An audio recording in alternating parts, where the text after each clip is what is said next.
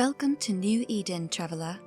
I'm Katya Say, and I'll be your guide on this journey of exploration.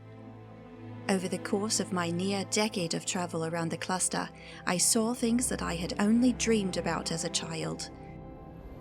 Sights that left me in awe of the beauty and majesty that is New Eden, and the crushing devastation that humanity could bestow upon themselves and others.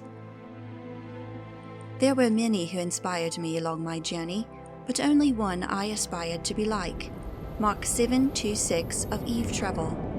His holoblog was a terrific guide to every new region I encountered, and I hope to bring it to life for you in this series. Join us as we explore and share with you some of the most fascinating sights the cluster has to offer, from humanity's humble beginnings to whispers of tales shrouded in mystery that have become near legend. I hope you'll join us in this endeavor to explore our universe together. Somewhere, something wonderful is waiting to be found.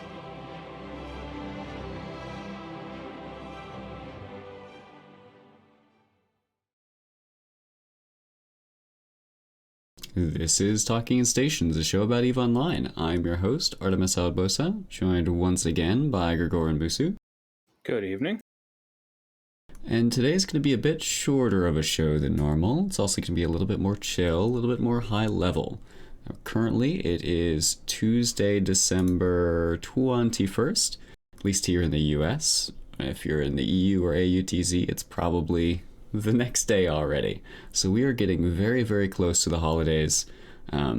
As a result, a lot of the TIS staff is taking time for their family or just enjoying the game. So I wanted to give you guys a quick update on the outlook of what our content's going to be like in the next week or so, and then also just a quick look at the state of the game. Before that being said, I know I've been playing EVE quite a bit recently, which was unexpected. I didn't expect to be playing it as much given all the hoopla and the impact that my gameplay had. Gergoran, you've been playing the game as well, right? Yeah, I've been playing. What sort of gameplay are you most involved with nowadays? Well, like most members of Pandemic Legion, I do a little bit of PvP. Fair enough. Sounds like Nick, a member of our staff, has been playing the game as well. I do want to give a quick shout out coming up on TIS, out of order. Nick and I are both industrialists, although he is very much the expert in that area of expertise. And we're going to be talking about how our mining setups have been modified since the most recent mining patch. So it is the perennial problem. A patch comes out, things change, you have to adapt or die, as it were. And we have chosen to adapt, and hopefully we can share some knowledge on how we went about that, and you can adapt instead of dying. It's the goal, at least. It should be fun along the way. Before we get into... Go ahead, Gergoran. I've also been doing a decent amount of industry. Real life has kept me busy, so I haven't done as much EVE in general, but I've kept my T2 production running. I don't mind much at all, though. No, right on. One of the nice things about being in a large coalition is that there are a lot of people who I can work with. So if I need moon goo, there are a lot of people selling moon goo, and I can almost always just buy it from some of the local miners. Yeah, I tell you what, back when I lived, or even now, the industry that I do is not the kind of like fully integrated raw mining all the way up to finished product. My particular focus is on the harvesting side, right? What do I do with my characters in game?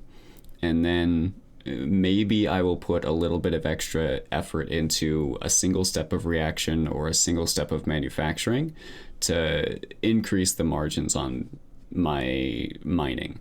So I don't go more than a single industry job in, and then I'm selling it off to somebody else to handle that nonsense. Yeah, when I was living in a wormhole back 2019, I did a few reactions. That was mostly just to reduce the volume in my deep space transport. rather than just move the gas straight to Jita. Yeah, fair enough. All right, well, let's jump into sort of a high-level look at what's been going on in EVE Online right now. It's really, really active. Surprisingly active. I was talking to Gergoran a bit before the show, and we were going through what sort of wars are happening around the map, right? Where do we want to give an update? And it occurred to me, like, you throw a dart on the map, and more likely than not, you're going to hit a region where there's an ongoing war. Before we get into that, there was a really fantastic comment in the Twitch chat I just want to jump back to. What is a good business strategy for a starting industrialist player who has to do everything on a single account? I heard boosters are a good thing for single account players. That's a very good question. There are a few players I would recommend you look to. One would be Thanak, and I will pull up a YouTube and send you a link in the Twitch channel a little bit later on in the show, who is a single account player who went more of the I'm going to start my own corporation route. There's also DeLone Wolf, who is another one, he does a lot of industry stuff, but he also does a lot of exploration and things in HiSec, which is where I'm assuming you're playing. If you're playing somewhere other than HiSec, things will change. But it very much depends. You can carve out your niche in a lot of different areas.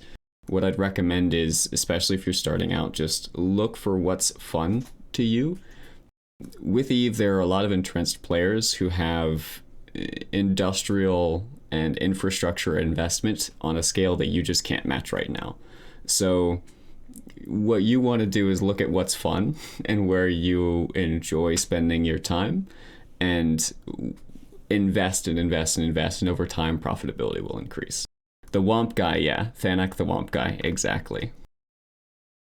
If you haven't, I recently went through and watched, just in order, the whole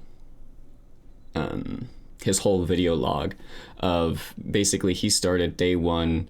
Not necessarily day one, he started EVE back in like 2003 or something, but then quit for years and then came back and had this really old character but had 0 skill points, didn't know the game or anything, and started his EVE journey. Has been doing a weekly update ever since. It's a super good watch.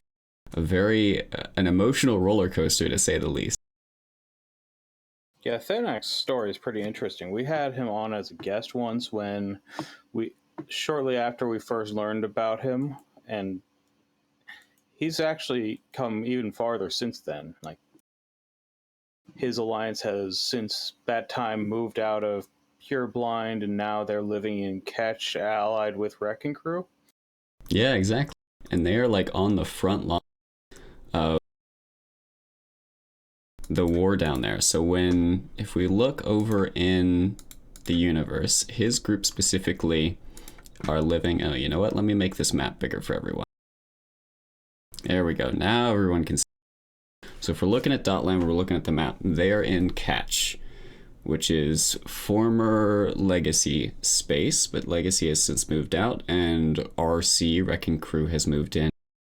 And if we jump into Catch, right here on the border with Tenerifis is the group WOMP, Weapons of Mass Production. Fantastic name, fantastic logo, but I am of course biased. And we've seen over time, as this war has gone on, even when fighting was happening quite a bit over in Amensi, so long back when this war first started, when Dreadbomb was more on the offensive side, there were still timers and stuff happening in this pocket on Tenerifis, because Tenerifis is also a hotbed for conflict. So you'll see over time, it doesn't happen consistently. It's not a particularly important strategic objective to conquer this space and Catch, but it is valuable in the sense that it's something that Dreadbomb and Wrecking Crew and of course the guys in WOMP are very invested in protecting. So they absolutely do not want to lose any of this space, which means that if you're an attacking force, if you are a member of Fire Coalition or Test, and you've got another timer somewhere else, then you might consider coming into Catch, trying to hit one of these things, and split the attention of the defenders. So split the attention of Wrecking Crew and friends. All right, real quick, last final thought on the solo industrialist thing. Our guy says, I'm thinking that maybe there's a simple end-use products that a large-scale industrialist can't be bothered to make, since their demand fluctuates locally, so I could fill in holes in local I Choose You shelves. Absolutely. And that's the sort of thing which would also, would depend on your market. So depending on the market, there's going to be different holes. There's going to be different industrialists, different people coming and going. Thanek, in his earlier videos, did a lot of that in Essence. So he would manufacture stuff to sell on the Essence market.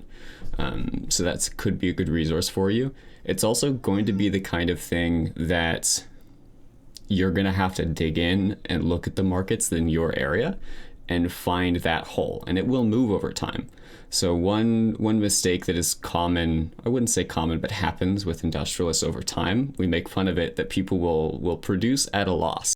Because at some point in time, they went through and they did their calculations and they realized, hey, this is profitable for me to make and sell. But then they don't update those numbers. So over time, they're just producing and producing and producing and producing, and they're losing money if they had just sold the raw ore or the raw minerals or whatever. So it's always good to keep an eye out and check, not to just make sure that what you're doing is still profitable, but also to see if there are new, more profitable things to do. But that's absolutely a worthwhile strategy.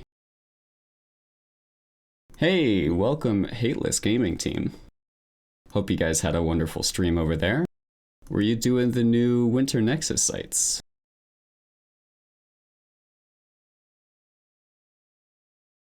Last time I saw you, Hateless, you were ice mining, of all things, which is a new thing to see you do. That was fun. Anyway, I'm getting distracted. No, he turned into a dirty miner. Ah! We were just talking about mining. Just mining regular ore. Well, I mean, it's a fun time to try mining. With the new Type B crystals, like, you're making more ISK than you ever did, especially if it's in an area where you're not having to deal with your alliance saying you can or can't use certain crystals on certain ore. Fun times. Literally fun times. All right, I keep getting distracted. Let's get back to our map and talk a little bit about the wars going on. We mentioned there's a war going down here in the south. We've seen more and more hostilities shift over time from Amensi Tenerifis down to just Tenerifis. Now Faith Abolist, Omist, and Impasse. There was recently a large Sov transfer happening in Omist, and as a result, like, a bunch of indexes get reset, and so it is a more vulnerable target than it was previously. We will let Shen and the crew tomorrow talk more in depth about this particular area of conflict, but suffice to say there have been a lot of important updates in the recent days, and so this is definitely a place to keep an eye on, and definitely a place where lots of good fights are happening. Moving on around the map, up into Cloud Ring, we've also got some fighting going on, with specifically Triumvirate defending their space, or at least trying to, against a Ranger Regiment and other members of the Imperium. I did honestly not expect this war to last this long, let alone try have as much space as they continue to have.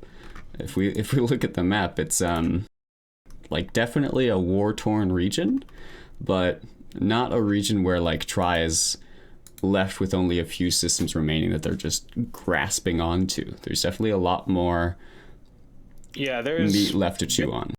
There's basically no way that Triumvirate could hold out with the numbers that they're facing, but they're an alliance that tries to have the individual pilots be held to pretty high standard, kind of like PL or other selective alliances.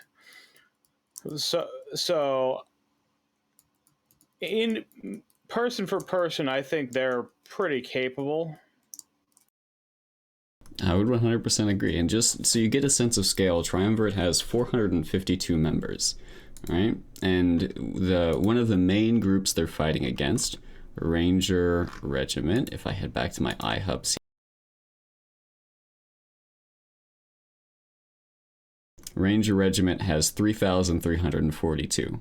And that's just one alliance. Ranger Regiment That's is one also... of the smaller alliances in the Imperium.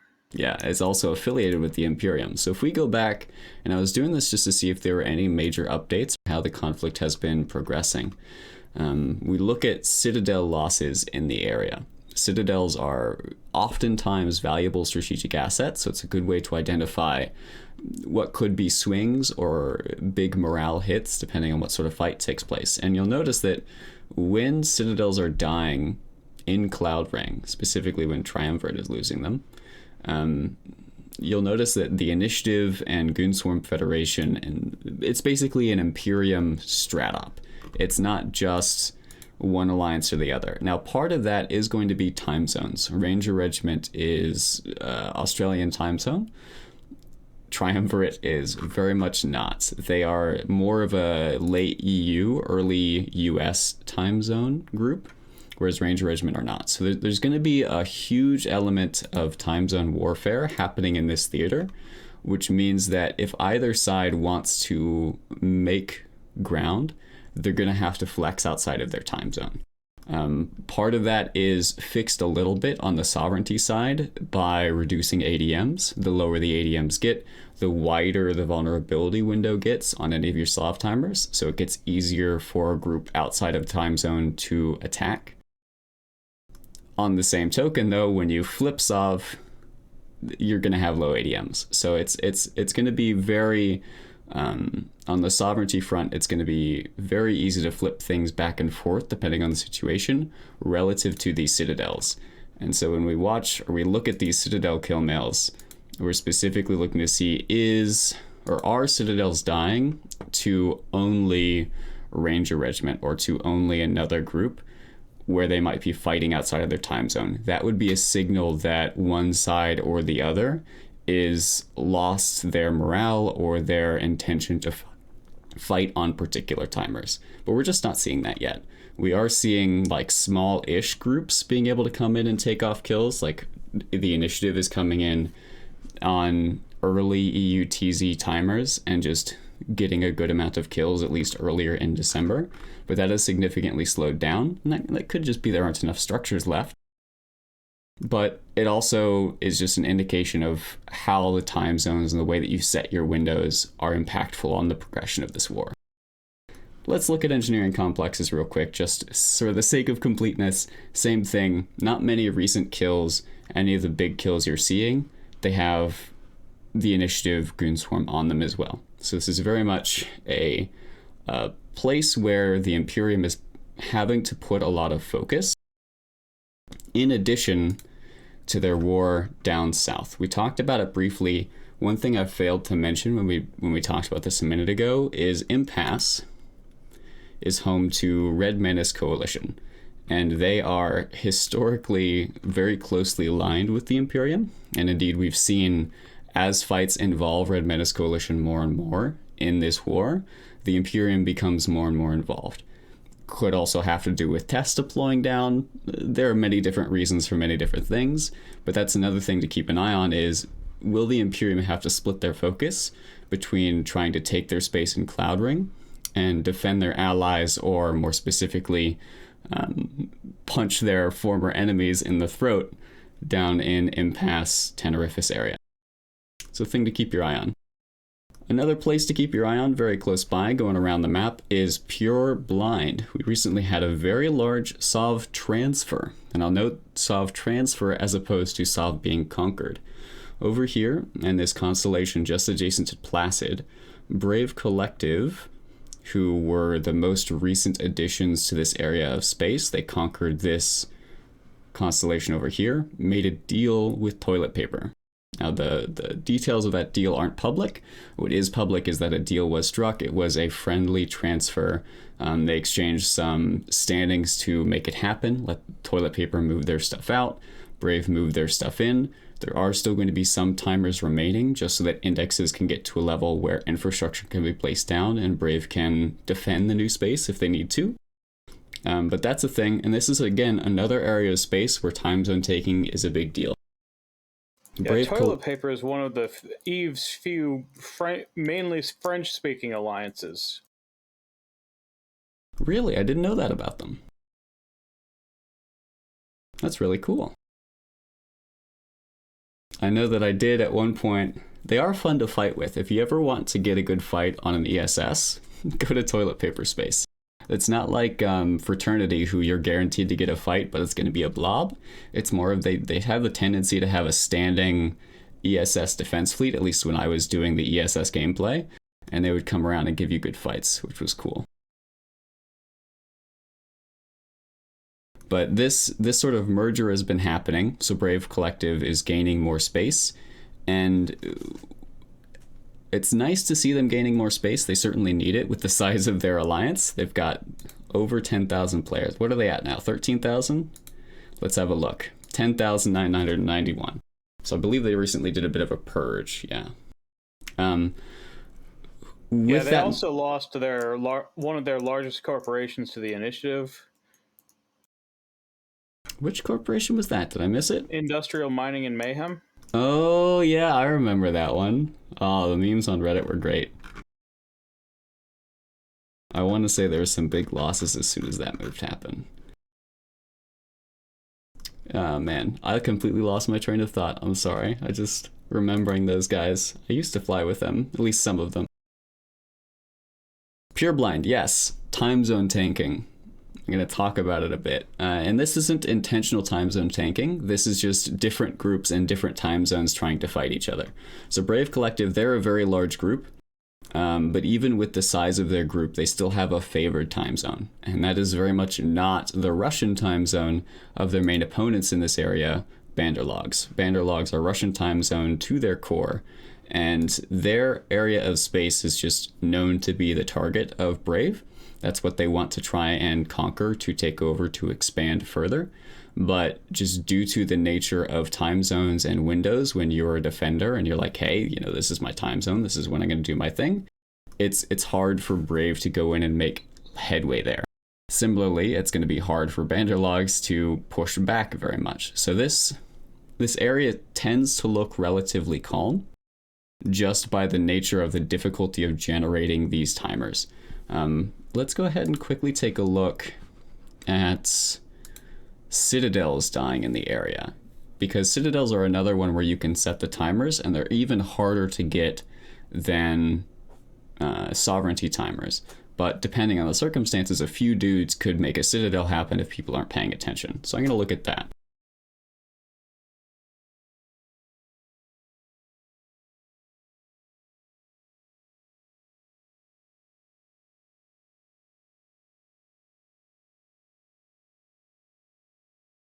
By the way, if you're unfamiliar with this tool, fleetcom.space, fantastic tool for multiple things. You've probably seen their battle report tool, maybe have seen their campaign tool, which is where you can set up sort of a larger scale look at a war over time versus just an individual battle.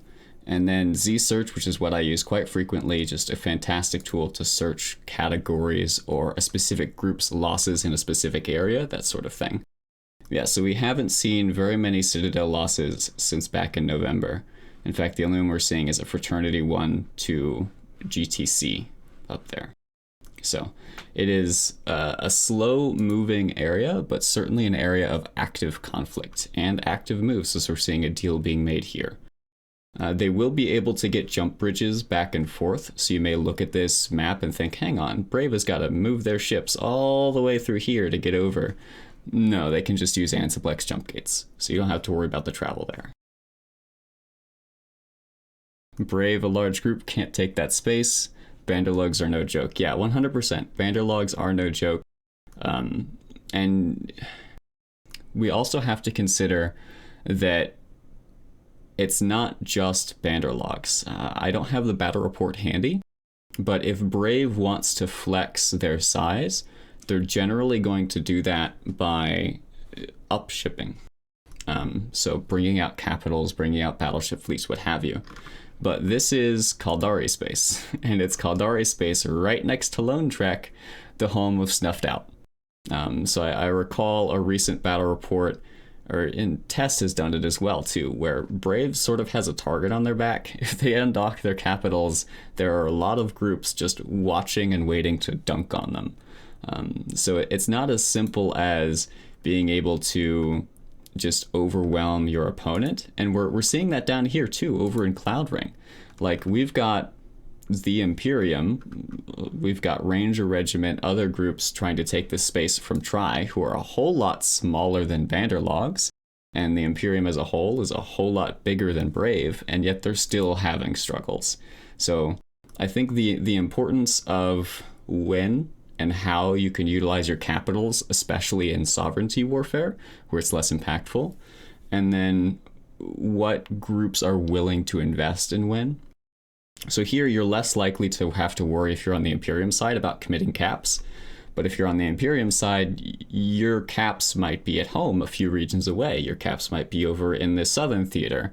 They might not be willing to commit caps up here. In fact, don't think I've seen many, if at all, mostly subcap fleets. So it's just, size is important. Size in the long run probably dictates the outcome to a certain extent. You just have more flexibility in terms of dealing with attrition. More of your pilots can take breaks over time without you losing a critical mass to defend or attack or take timers. But it is not the end-all be-all, which is a great place to be in this game. I love it. Anyway. So I think that's all I've got to say about Pure Blind. I would mention they are also right next to Fraternity Space. And one recent update we had to Fraternity Space is up here in Tenal. I call it Fraternity Space because that's what I've had it in my brain. They own some space in Tenal. But as do members of Pandemic Horde, and Pandemic Horde announced some rentals happening in Tenal recently, if memory serves, which is interesting news. I didn't expect that. I'm not sure what to make of it at the moment. We'll have to see how things shape out. We were expecting rentals to happen in Geminate for certain, which still has some ongoing conflict in the former Brave constellation here, but not up in Tenal. Do you have any thoughts on that one, Gergoran, or is it a bit too close to home for you to talk on it? Well, I'm not in the circles where they discussed this, but Tenal is where Veni Vidi Vici used to live, right? Mm-hmm. And a lot of those corporations from that alliance moved over to Horde. Yeah, we talked about, I want to say it was just last week, perhaps the week before, where Veni Vidi Vici effectively disbanded to a great extent. They shed quite a few corporations, quite a few members. You can see going from 4K down to below 1K. And as you mentioned, a lot of those groups either went to Fraternity or to Horde. Let's see if I can pull them up real quick. Yeah, so we had a couple going to Fraternity, 3 going to Horde, 1 going to PIBC. Worth noting, as in the Alliance or the Coalition? Yeah, the Alliance. Pan-Intergalactic Business Community is a PanFam, like, renter type group. Yeah, that's Horde's renters. Horde's renters are Beanstalk and Geminate and PIBC and Drone Regions. But then PIBC, the Coalition, is a coalition on the Singularity server, right, the Chinese server for EVE Online, but also a coalition down in this Southern War in the Esoteria, Faithabalist, Omist area. So very confusing names on purpose in this particular case, but something to keep an eye out for. All right, and that sort of concludes our loop around the map. Like I said, there has been some more updates further over in this area. We're going to leave that to Shen and the crew to talk a little bit more about in depth tomorrow, because that's where they've been actively fighting. Let's talk about the middle of the map. Let's talk about low sec and high sec for a little bit. There is the Winter Nexus happening right now, and I did have it pulled up. Where is it? I've lost it. Yeah, I really like this event. Last year when they added the Christmas filaments, the Christmas filaments were what got me heavily participating in an event for the first time ever. Talk to me about the mechanics. What did those filaments do that got you so involved? They made it easy for me to get from where I was living at the time, which was the Pappy Station, Keepstar, and T5Z and Delve, to anywhere where the events were taking place, which They had just added the metaliminal storms, so they have special metaliminal storms for where the event takes place. Yeah, and there are even the filaments, correct me if I'm wrong, they specify which area of space. You can do the high sec ice filaments, low sec, and null sec, right? Right. So you can just literally choose, okay, I want to participate in this Winter Nexus content. Let me just go to a high sec area where these storms are and begin participating, which is awesome. It removes the need to search around to find the area. You're not wasting a lot of time traveling. Lets you get right into what you want to be doing. There are different kinds of sites to be done. There's, of course, combat sites. There are hacking sites. There are mining sites. Just about any sort of style of or typical archetype of gameplay in EVE Online, this event has something for it. It is worth participating in. So that's good to see. I personally have not been participating in the Winter Nexus myself, other than the login rewards. And I was an absolute idiot. I didn't read what the login rewards were. So I just the first or second one was one of the boosters, and the icon for it looked like a cerebral accelerator. So I logged in all my accounts, accepted it, quickly jumped into the game, injected all of them thinking they were just normal cerebral accelerators, and then had some crazy boost to my armor rep or something. And I felt like a complete idiot. So don't be me. Read the item description before you use it. They are not your typical cerebral accelerators. They're actually very powerful boosters. And in fact, we've seen a little bit of drama with a more recent version of the boosters coming out of this Winter Nexus login event, where it just boosts speed like crazy. So that's definitely something to keep an eye out for if you're a solo PvP or a small game PvP person. Definitely log in and get that reward so you have it available for you to use, but also bear in mind your enemy can use it too. Alright, so that's some cool stuff to get involved with. I think that just about wraps it up for the game, or at least for what we want to discuss about the game. I'm in a bit of a weird spot. Just to wrap things up, I've been playing EVE more now than I have all year long, and enjoying it quite a bit, which is strange given all of the talk you hear about people grumbling. And I've been thinking about why that could be. And honestly, it's probably because I'm just trying new stuff. When the industry changes came out, I'm like, okay, well, let me try this industry thing for the first time ever, or at least the first time in a long time. Been trying gas huffing new. I've been trying ratting in C3 space in a new way that I didn't do before, heavily multi-boxed versus solo. So if you're sort of stagnant in the game, you're not happy with it, certainly take a break for a few days, but while you're on that break, think about something new to try. Maybe that's Winter Nexus. Maybe this is a great way for you to jump into a new area of gameplay. Never done hacking before? Go hack the Winter Nexus sites. It's going to be valuable for you. Never done mining before? Pull a Hateless Gaming. Go do mining in the Winter Nexus sites. Maybe you'll enjoy it. That sort of thing. Alright, well, as a final note, a final send-off, thank you very much, Tempest Data, for subscribing with Prime. I appreciate that. And that'll do it for today's episode of Talking in Stations. Thank you very much, Gergoran, for joining me. Tomorrow we'll have Shen and the crew on to talk a little bit more about war and some other things. No show this Thursday, just a little bit too close to the holidays, but we will have a Sunday show with Matterall and folks. So keep an eye out for that. Also, I haven't mentioned it yet, but I do want to mention you saw the ad or the teaser at the beginning of the show, the New Eden Travelers coming out in 2022. It's going to be awesome. So keep an eye out for that as well. Thank you very much. See you in space.